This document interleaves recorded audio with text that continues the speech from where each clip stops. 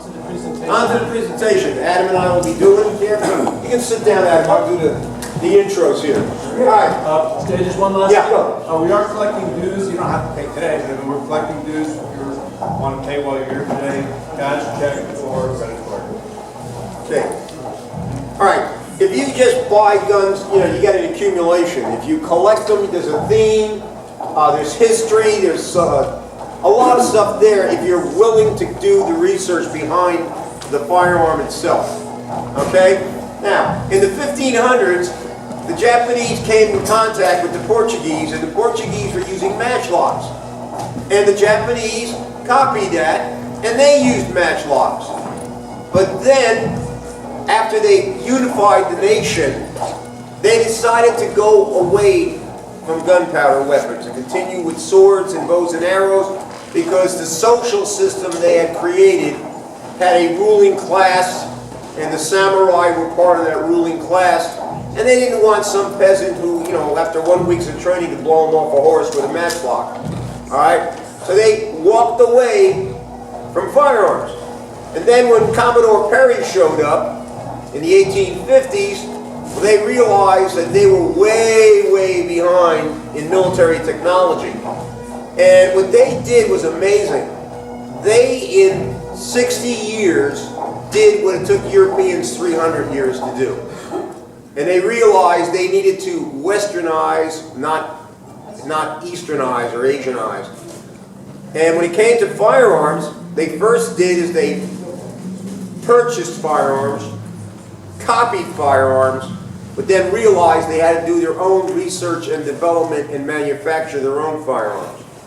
And last time I was here, and I talked about the 6.5 Japanese rifle, so I'm not going to repeat that. In the 1930s, they ran up against the nationalist Chinese, who used 8mm Mauser. They also had some squabbles with the Soviet Union that used 7.62 Russian rim. They realized their next potential enemies were the British, 303 British, and the Americans, 30-06. So they felt that they were undergunned. They weren't. Everybody else was overpowered. And that's the big mistake the Japanese made, is they're going to change their caliber because they think everybody else is using big cartridges, so we must. Because their 6.5 was actually used in the world's first assault rifle, the Fedorov. And the Russians invented, basically during World War I, basically almost like an AK-47 in 6.5 Japanese, because the cartridge was soft enough and it was rimless. But the Japanese decided they needed to upgrade, and they wanted to go to 7.7, which is 303, to match Mausers, 30-06, Russian guns, and so forth. At first, what they did is they created what was called the 99 long rifle, which is up here. And they made about 40,000 of them. The thing is, a soldier was of short stature. Japanese today are much taller because they've had a more Western diet. All right?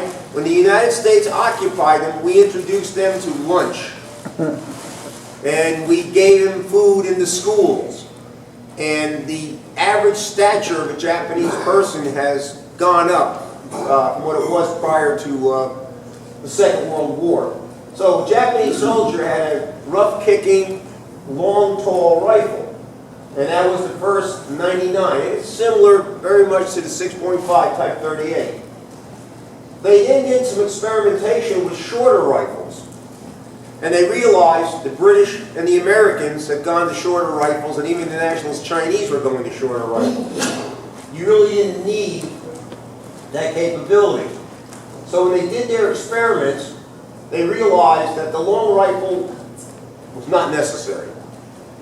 You really needed was a shorter rifle, and it had a lot of doodads on it, okay? Now, the very first military surplus rifle that I actually got my hands on, I was 14 years old, and one of my classmates at the high school was saying, "I know you're interested in firearms, you want to see my father's Jap rifle." Now, my father had served in the China-Burma-India theater, but the only souvenirs he brought back were Chiang Kai-shek dollar bills, or whatever they call them, yen. They were printed by the Philadelphia Banknote Company. And some Buddhist prayer wheels or doodad. He didn't bring back any firearms. So I go over to the guy's house, and he shows me a Japanese Type 99, an early one. And I was really just impressed by the mechanics of it. All right, it has a cleaning rod. It's very long. You press a button here, you can pull the cleaning rod out. Protected front sight. It's got this monopod that people still argue whether it was really designed to lay on the ground or was it really a handheld thing. It had what they call anti-aircraft sights. Okay? These wings. The Japanese were running into trouble in China, and they figured if they get 100 guys with these sights and they led an airplane, they could probably take it down. It was not really a practical solution. But anti-aircraft sights. It had a dust cover. You could also open up the magazine by pulling on this lever here. You had to unload the gun. And I don't know whether it had the chrysanthemum, which is indication that it is the property of the emperor. And it was not to be dishonored. Now, 60 years ago, if you saw Japanese rifles like this, they just reflected light like crazy. After 80 years, the varnish, the shellac, whatever they have, has dulled. And there was a gun store, I think it was called Centaur Arms on Route 46 East. And they had a whole wall of Jap rifles. And a lot of us, you know, snobbish Americans, you know, you have any German guns, any American guns?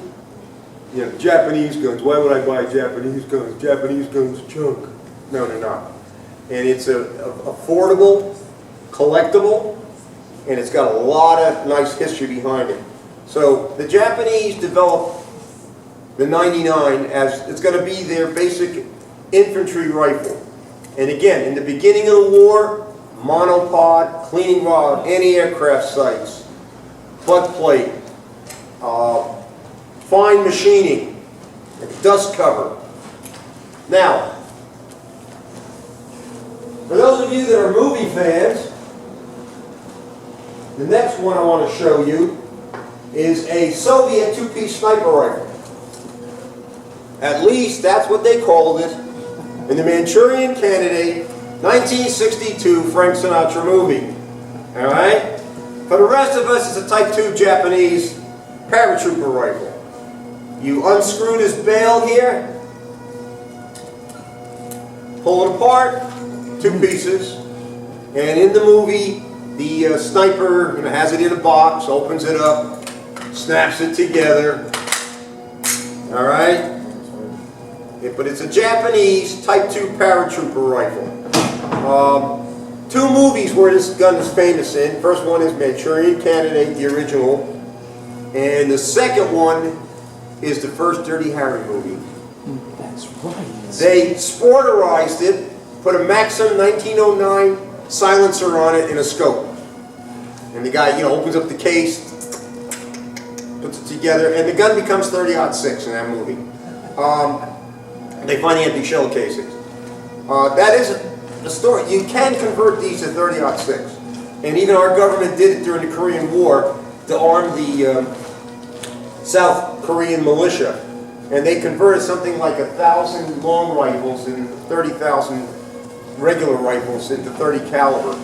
Ammunition was a real pain. In the 1960s, you could buy a box of 30-06, 20 rounds maybe for $6, commercial ammo. If you wanted Japanese ammo, it was $20.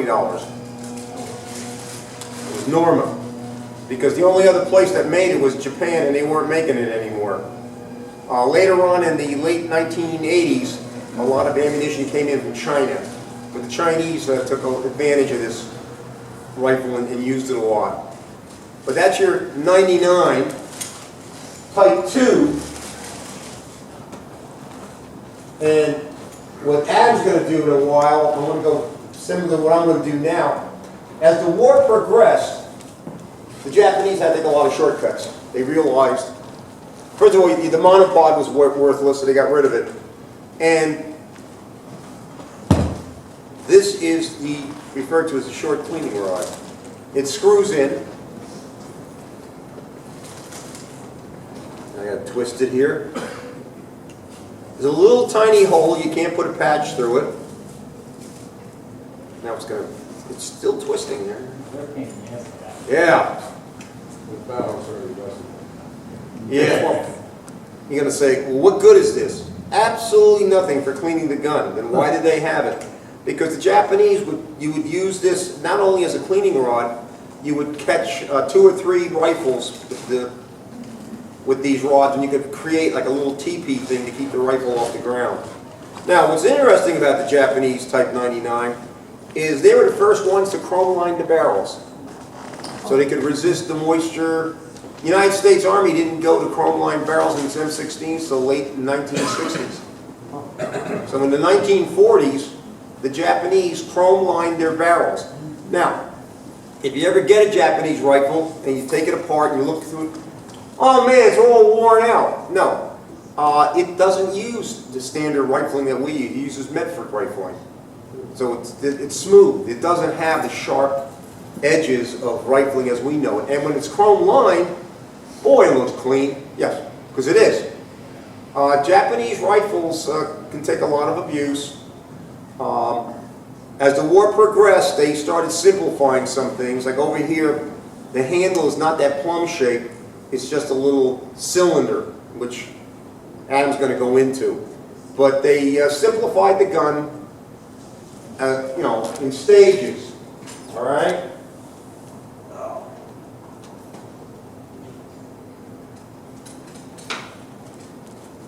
Like this one here has anti-aircraft sights, but the wings aren't there. They weren't taken off. They used to never put on. They still had the place to put the monopod, but they never had a monopod. And you still had a cleaning rod. The front sight no longer had sight hoods. It still took a dust cover. And it's a strong action. It's a very strong action. It's a Mauser action. And again, they were declining. Now the last one that I'm going to show you today is what's referred to as the last ditch. And this is what a lot of the stories about Japanese cheap junk rifles, blah, blah, blah, blah, blah, blah, blah. It's because when people started running into these, okay? All right? Front sight, no hood, no cleaning rod. Hand guard, only in the back, nothing in the front. Blue, nope, looks like paint. Doesn't even have 99 on it, just a chrysanthemum. It's not chrome lined anymore. Now this one, they actually issued it with ropes. Some of them, they would just drill a hole through here, stick the rope through, tie a knot. The back here would used to be curled, so you could close it with the safety. Just welded. Butt plate is a slab of wood with 3 nails. Still safe to shoot, it's still good. Because Japanese infantry doctrine was, you try to get within 200 yards of your enemy at night. You send out your infiltrators. Their job was to kill the people out there on the guard duty, listening posts, go through the main line, and go into the rear area and wait for the main attack. The main attack starts with an artillery barrage and machine gun fire. Then you get to within 150 yards, and then in an enthusiastic charge, the officers waving their swords, the NCOs waving their swords, the enlisted man with this and a bayonet, you go forward. The rear sight on this is fixed at 300 meters. That's it. No more fancy sights. 300 meters, you then charge, and with all the enthusiasm, ready to die for the Emperor, you would overcome your enemy. In the meantime, your infiltrators were disrupting command and control and logistics units that were behind the front line. The gun is safe to shoot. No army issues its soldiers a gun that blows up. It just isn't pretty anymore, okay? It's a functional gun that meets their needs. Now, and when you go through the evolution of the 99, Good evening, everyone. So up here at the top, very similar to what Stan had showed earlier, this rifle here was made in 42, July of 42. And just like he said, it has the full-length clean rod, has a monopod, it has the leaf sight with airplane wings that will fold up and fold down as if you wanted to use it. It comes with a dust cover, full metal plate, chromed barrel, chromed bolt face. The bolt face is also chromed. And that chroming gave it, you really have to go out of your way to kill this rifle. It really gave it an extra level of protection, especially in bad environments. And it has a little finger groove on the stock. It's a great rifle. I just took this one out to Cherry Ridge a couple weeks ago and I was nailing tacks with it. I mean, it is a fantastic rifle to shoot. The bolt action, out of all the bolt actions, is probably one of the best bolt actions that came out of World War II. Okay? This one is made in July of 43. Almost identical, but the first modification changes, the front covered sight just got a little shorter. This one's a little bit taller than that one. That's the first cost-cutting method that they're trying to figure, okay, we gotta save a little money, we gotta save a little, what can we get rid of? Then we fast forward, this rifle is made in April of 43, okay? This one still has the exact same short sight, but now some of the cost-cutting changes are coming in. Has the barrel band that supports a monopod, but no monopod. The front sight, the front band used to be 3 screws, it drops to 2 screws. And it gets the short cleaning rod now, okay? They lost the wings on the airplane sight, but it's still a basic sight. You could put wings on it if you want, they were just never set up at the factory. But it's the same exact tall leaf sight. This one did not come with a dust cover. You had 9 manufacturing locations, all on a different page. So it wasn't like, come April 1st, no more dust covers. So you might have one manufacturer issuing Nagoya, no dust covers, Kokura is still handing out dust covers. So it's not uncommon at the same time to have weapons that have different modifications on them. You know, one great thing that I fell in love with the Japanese rifle and why I have so many is an M1 Garand from 41, an M1 Garand from 40, it's the same rifle. The only difference on it are the serial numbers and the maker marks. These are all Warguard, and every one of them has something different on it. And they were issued that way. It was manufactured that way. So also, at this time, Nagoya is trying to simplify the safety. This is your safety on the back end. When you close your bolt, you push forward and give it a twist, and that would lock up the entire gun. It's a great safety. Also, if you don't know what it is, and it's your first time seeing it, you have no idea how to get that safety off. And it is totally locked up. You can't, it's a brick. But they were trying to find cost-cutting ways to, because this takes a lot of manufacturing time to do this curled bolt, that curled safety phase. So this one actually has serrated-ness to it. Very rare safety if you can find one. And the plumb bolt here, the plumb handle, they've simplified into a shorter handle head. Okay, this rifle is made about 3 months after this one by a different manufacturer. Still came with a dust cover and the plumbed handle. And it still had the more intricate safety. But as you can see here where it has this extra metal that will support a monopod, that's just not even there anymore. It's not even manufactured. Okay? All the other modifications are still here. No wings. It has the 2-screw front band and the short cleaning rod. This rifle is made about 2 months after this rifle. And now, this is the same manufacturer, Nagoya. This leaf sight is a lot shorter. This is a short leaf. Again, they're trying to find ways to simplify the manufacture, save cost and funding. And here, they've finally gone to like a welded bolt face. Just very simple, not a lot of work to it. Has the short handle, but it's still coming with a cleaning rod. Okay? This rifle is made right before Christmas of 44. Okay? So this one is made in 44, probably over the summer. This is Christmas time. Christmas time, And this one here is also a Nagoya, so same manufacturer. Like Stan said, this one has now your fixed peep sight. This one, these four here, all had chrome barrels. This was no longer a chrome barrel. That's when they stopped the chroming. The last stitches, no chrome barrels whatsoever. And it's got a rough finish to the exposed barrel. It's not smooth and clean and pretty anymore. They realize you don't need to. It just takes more time. So it's not needed, just move it through. But one of the interesting things about these, even this last stitch that I have, it still had the cutouts for the dust cover. And part of the reason behind that was the Japanese, their thought was, okay, right now we're just issuing these out like this because we have to. But when the war's over, we're going to put back on chrome barrels. We're going to put on a better stock like we used to have. And we're going to issue them back out with dust covers and prettier bolts. We're just going to pretty them up after the war, after we win. And they were making them that way right up until the end. Like I have a rope hole that's on the way to me, and that one was finally one of the first, like maybe the last couple thousand rifles that they made. They finally got rid of the grooves for the dust cover. Like they finally realized, okay, we're not going to win this one, you know.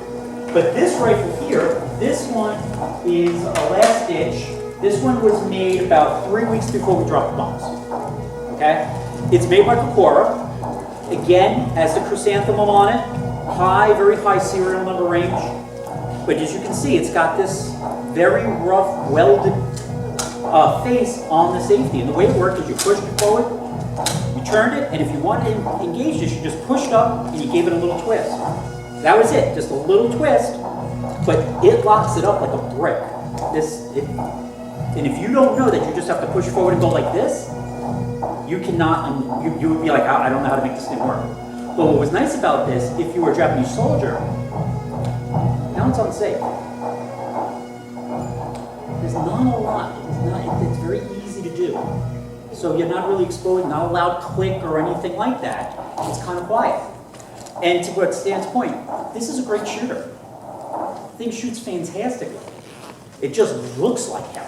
When you lay it down next to an M1 Garand or an 033, you're like, oh my God, this thing is so crude. Wood butt plate, rough metal barrel. Oh my, what a piece of, you say a piece of junk. It's not, it operates beautifully. The internal mechanism that makes this thing work is changed.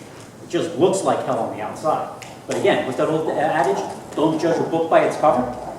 So also with these, I have the bayonets on here. And the bayonets also went through a similar transition as the rifles did. When the war started, this is actually the Type 30 bayonet. This is the same bayonet they issued out with the 6.5 rifle. It's interchangeable. And it's very nice, it's very pretty. It's got a nice wood handle with screws. It's got an angle to it. It's got an extra edge at the top. And as the war progresses, they start cutting corners on the bayonets as well. They go to a little bit less wood. It's a little bit more streamlined, a little faster manufacturing. Then here, they lose the quillion. That's money and material saved. Again, they're starting to limit down now it's rivets. Here, now it's just a straight piece of squared wood. You lost that little edge at the back. Down here, same thing. They're starting to streamline these. And then these, you can see that's just a sharpened piece of metal. It does not have the blood grooves and the prettiness to them anymore. It is just a hunkin' piece of metal that's just got a sharp edge. And also the scabbards. You start with the scabbard, it's got a little ball tip to it, then it's got just kind of rounded off, then it's a piece of wood with some metal tip on the end and a metal tip here. This one is just straight bamboo wrapped with twine. Again, they're running out of materials. You need metal to make guns, not bayonet scabbards. So same thing, as they're trying to cost cut and find ways to save, that's what's causing a lot of these modifications. It's trying to make it more efficient, trying to save money, trying to save materials. The United States submarine fleet was doing a great job of starving the Japanese out. They were getting none of the materials they needed, they were getting none of the food that they needed, they were getting nothing.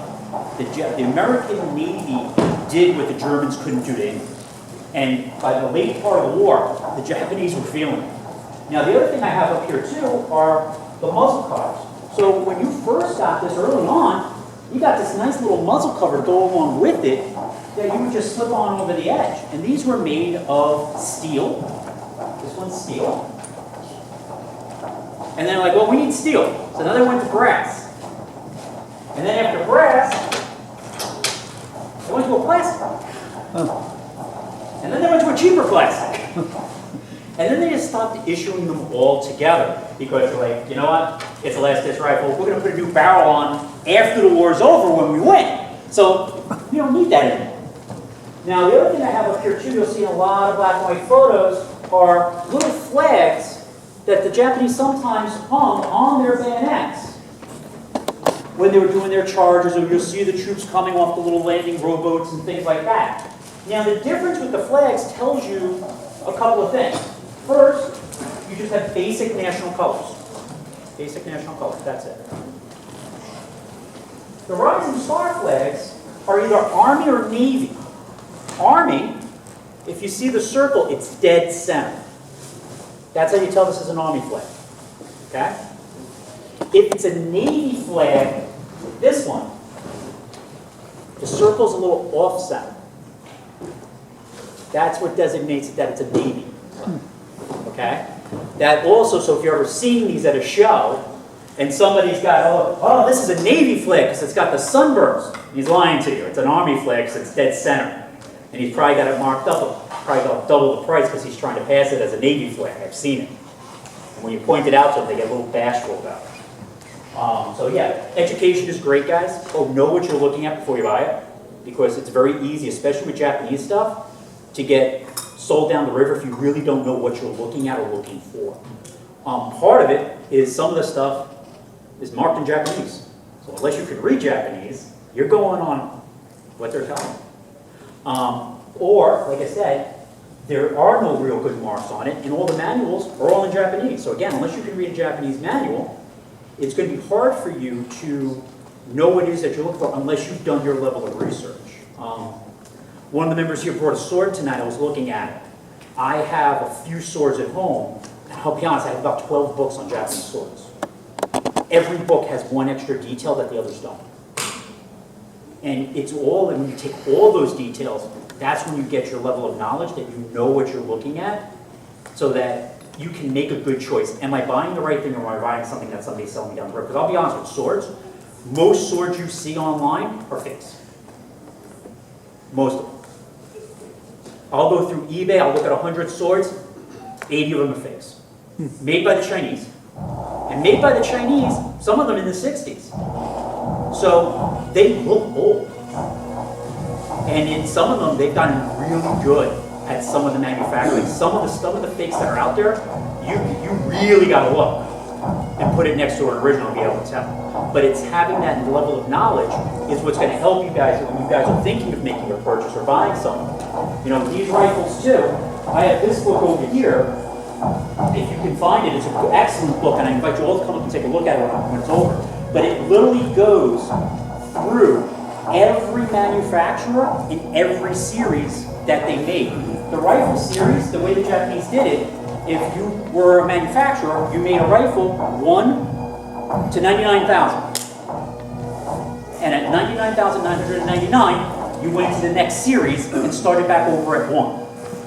And that's where it would progress through the various levels. And just because one company is doing Series 27, another company is doing Series 6, another one's doing Series 18. Series 18 might be made before Series 6 by another company.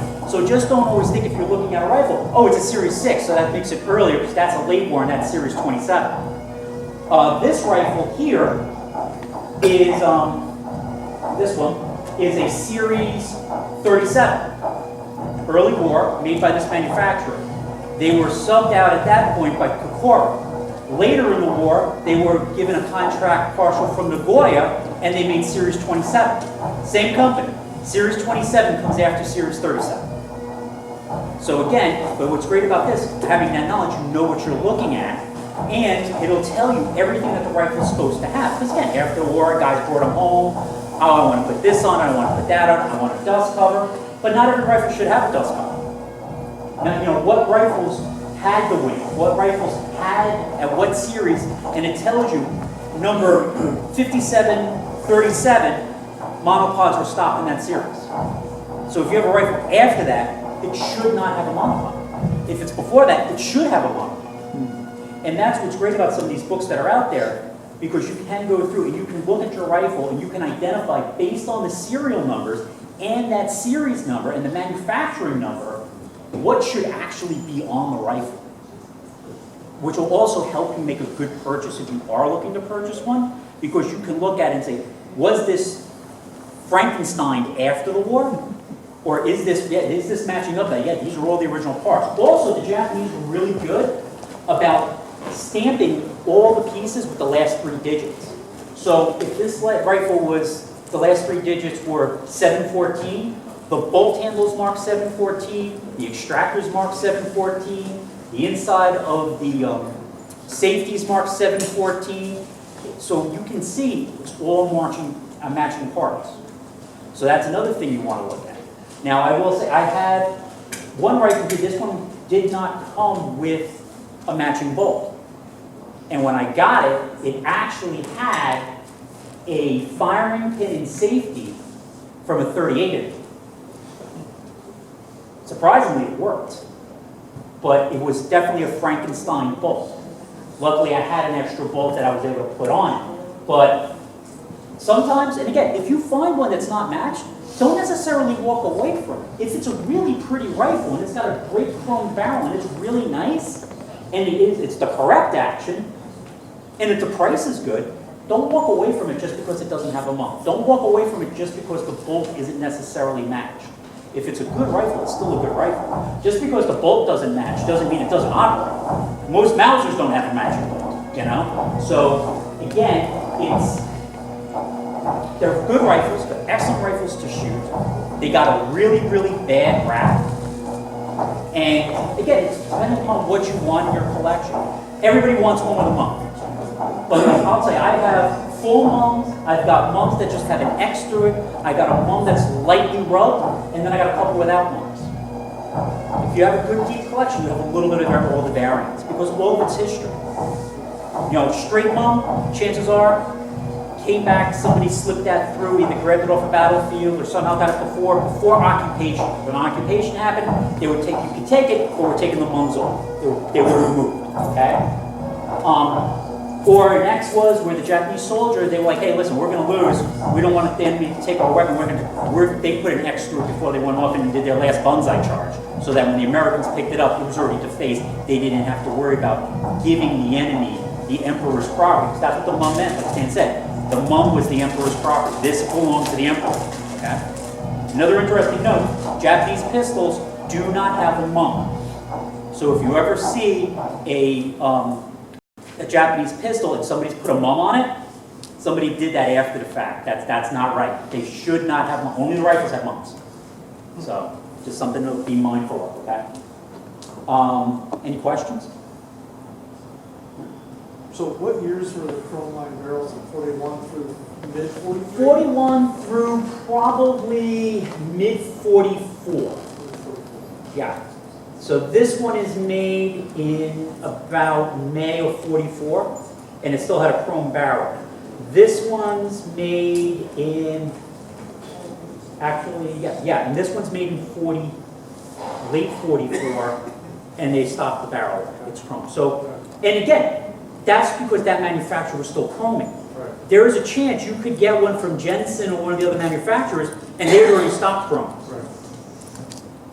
Because they were, like I said, they were all on a different page, and it was when they ran out of the materials, okay, now we're not doing it anymore.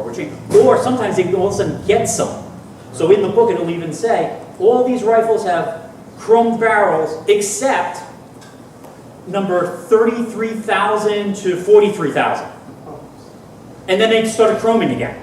So there's some variance in there with some of the manufacturers. So they didn't chrome the Type 30s or the Type 38s? Just the 99s, right? It was the 99. Huh. And like I said, it really, these things pilot, they clean up beautifully. They really, really do. They're a dream. Yep. How many manufacturers are you talking about? Nine. Okay. There were 9 primary manufacturers. 2 primary manufacturers were Kokura and Nagoya, and then the other 5 were sub-manufacturers. Jensen was, I want to say Jensen's in Korea. Korea, yeah. And then there was one in China, Muchin. Yeah, and then the others are inside Japan. So 2 primary. Two primary, because even like Toyogoyo and Tokyo Juki were all they were subcontractors. So on those, and I'll invite you guys to come up and take a look, you'll see it has their manufacturing mark, and then next to it is either Kokura or Nagoya, showing that they were the parent supervising manufacturer. So the subcontractor was making the guns, they were coming in at the end just doing some of the inspection work and adding their stamp on top of it. So yeah, so that's also too, when you see these rifles, find one that's got some good marks on it, this one does. Here on this side, this is where you're going to look. You're going to see, there's your serial number, there's your manufacturer stamp, and then that's your series stamp telling you what series it is. And that's going to also go back to the other thing. So like if it's a subcontractor, it'll actually have 2 manufacturer stamps there, not just the one. This one's Kokura, it's one of the parent companies. Yep. Were the manufacturers like Imperial manufacturers or they private companies? The Goya and Kokura were actual military. They were the companies that made the military rifles. They were like not Imperial, but they were the main. They were the main arsenals. But it's like state control factory? But yeah, but like when you had like some of the smaller companies, like I want to say Toyogogo is Mazda. What? It's in the book. I can find it. But they're actually all smaller companies. Tokyo Juko was Oriental Manufacturing Company. So the other ones were all smaller private companies. Jensen was an armory, and Muchin was an armory in China. When the Japanese took over, there was an arsenal there, and they just took it over, changed the machines, and started pumping out ammunition, weapons. So those were actually government-run, military-run manufacturers. The other stuff, they were private companies. Chris had you first. But Chris. The Type 38 is the dust cover interchangeable with the Type 99? No, they're not. There's an extra piece inside the dust cover on a 38. And I want to say it's a little bit different in the length, if I'm not mistaken. You have a question? You showed us the serial number on the side of the rifle. Now, does the bolt have Yes. a similar? It does. It may have the same symbol. Well, the bolt, they won't have the symbols, but I'll have this last 3 digits. So on this rifle here, so this one, the last 3 digits are 182, and on the bolt, it says 182, and then it will have on the, usually sometimes the extractors will work, sometimes it'll have 182. If you take the safety knob off on the little knob that comes up, it says 182. So that's how you can tell if the bolts are matching or if they're not matching. Okay. And it could be functional regardless of Oh, whether yeah. If you have rifle 182 but bolt 986, as long as it's a Type 99 bolt, it'll work. I mean, it's interchangeable. Like I said, the one rifle that I got actually came. It's a Type 99 bolt handle, but it had a safety and a firing pin from a 38 in, and it still worked. How often are they matching? Pretty regularly. It's not hard to find a matching one. Like, Mausers sometimes can be tricky to find a matching Mauser. You can find a matching Arisaka pretty easily. The thing that sometimes happens is you'll find a matching Arisaka that doesn't have a mum. The non-matching one has the mum. So now you got your conundrum of, okay, do you want a mum or do you want a matching gun? Which do you want? So, but the other thing too is, if you're lucky, the Japanese marked it with the last 3 digits only. So it's not the whole serial number. So if you have rifles that end in 712, there's a lot of bolts out there marked 712, if you can find one. So it's like playing the lottery game. Well, like every now and then, because I have, like I said, I have a couple that aren't matched. I'll go down websites and I see people sell gun broker, eBay, someone's on, I just look, okay, it's like playing the lottery that day. Does anybody have the matching 3 numbers? Where am I matching 3 numbers? You know, yet to find it, but one day I'm going to come across it, it's going to say 646, I'm like, son of a bitch, sold. You know, Arisakas used to be very, very cheap. If you can still get them for a reasonable price, $250, $275, you can pay, I've seen them go for up to almost a G on just a Type 99. Depending, like an early one, and then especially if it's on gun brokers, somebody gets into a bidding war, you can watch that thing go through the roof. If it's an early matching one. But there have been times too, people don't know what they're buying. I've been looking on, because again, luckily I have a book that has all the information and tells me what it should be, where all of a sudden they show the serial numbers, and I look at the serial number, I look at the series number, I look up the manufacturer, and I'm like, wait a second, that's a later war rifle. Why does it have a monopod band? Why does it have a dust cover? Why does it have airplane wing? Somebody Frankensteined it after the war. They had a mid-war rifle, a transition rifle, and made it look like an early war. That rifle's not right, but yet people are going crazy bidding on it because they think it's an early war rifle, and it's not. But you can, like I said, you can still get these pretty affordable.